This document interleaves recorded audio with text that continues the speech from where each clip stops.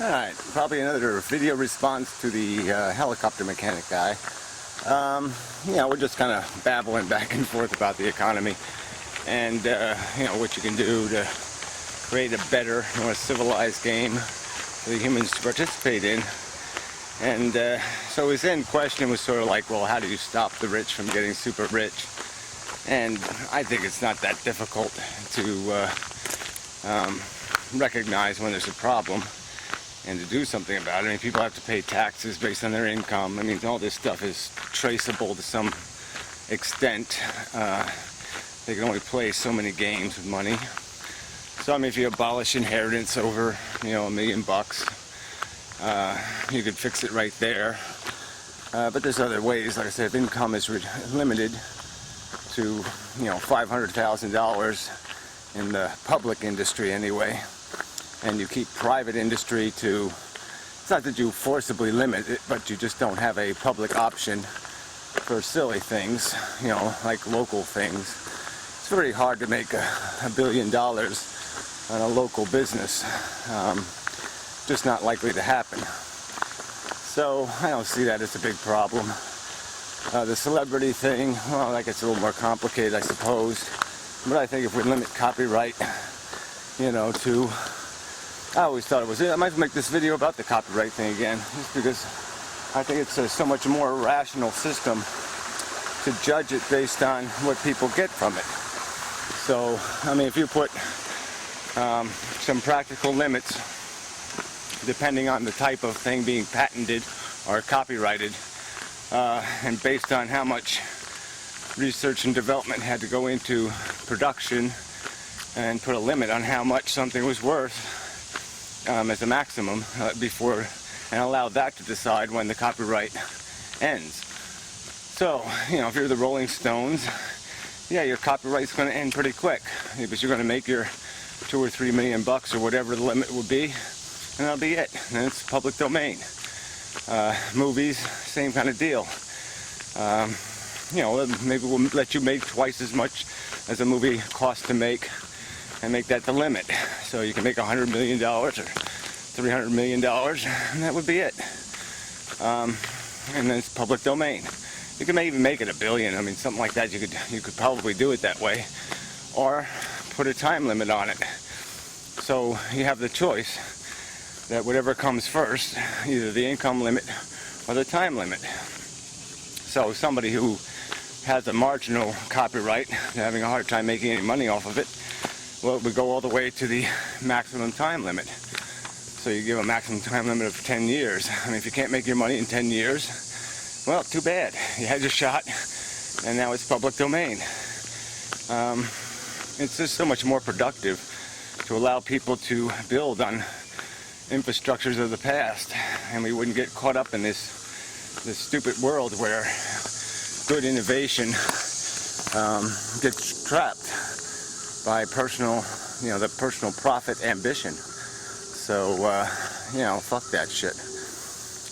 But yeah, all these, like I said, it's, you want to talk a little bit of detail, and I'm not opposed to it, but you got to get people used to the broad concept that public option isn't a bad word, that government can be made accountable.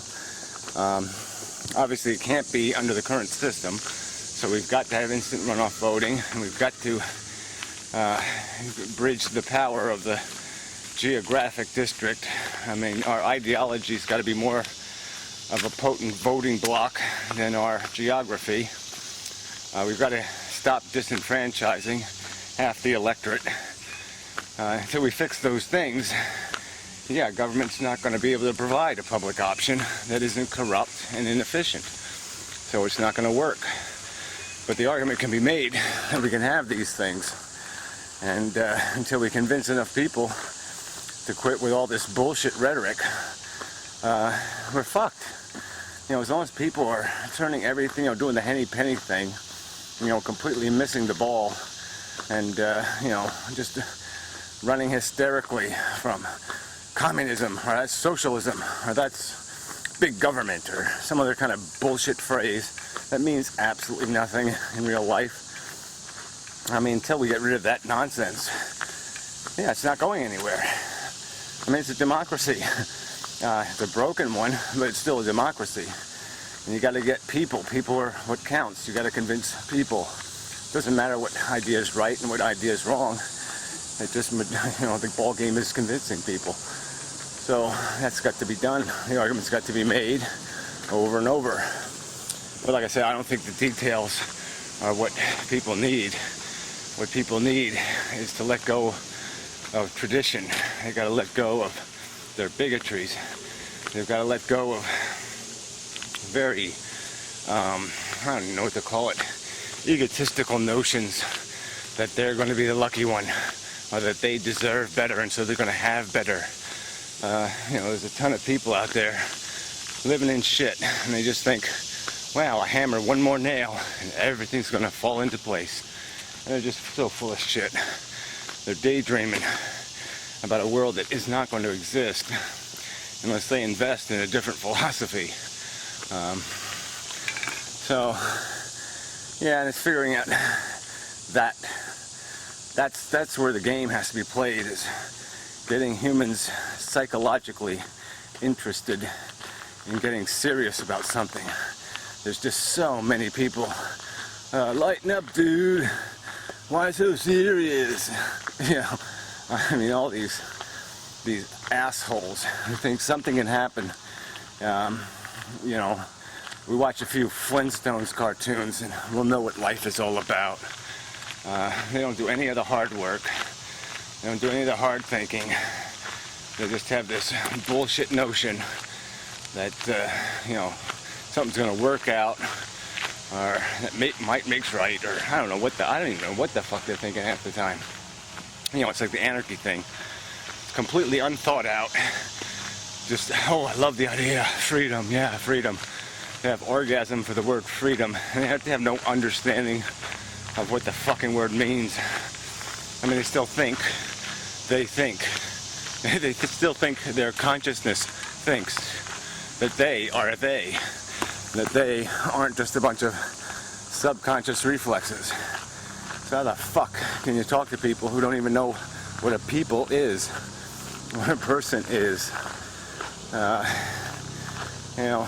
There's too many words. Words that we gotta get rid of in our vocabulary. Intuition. I hate that fucking word. Like we somehow are innately something. We're innately bigoted. We're innately conditioned by our environment. That's what we are.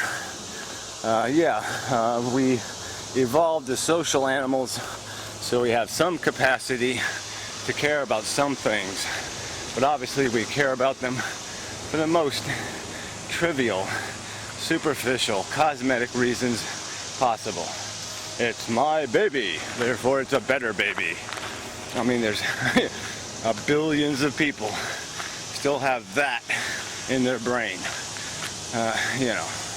And until we get that shit out of their head, there ain't gonna be room for anything like a brilliant or wise thought. They're just gonna stay stupid, ignorant, dumb, fucking useless humans. Fuck. It's very depressing. So anyway, I don't mind talking economics. I mean, this is basically my throwaway video channel now. So maybe I'll just put videos up here and I won't give a fuck how redundant they are, how pointless. So I'll just use this as a thinking exercise, a way to work through my own bullshit and try to figure out a strategy that makes sense. Like, how do you make this stuff? What kind of sugar do you have to put on this philosophy to make it palatable to the average human psychology? It's really a kind of a daunting task, because you're basically being asked to take a really complex shape and somehow give people the illusion that it's a round peg that you're putting in a round hole. And it's more complicated than that. Sorry. So, I don't know. That's it. That's enough, right? That's a video, as they say. Well, they don't really say that. I say that a lot. Yeah, a little warm. Whatever. Weird day. Weird mood. Yeah. So, till next time. Yeah, that's enough. Alright,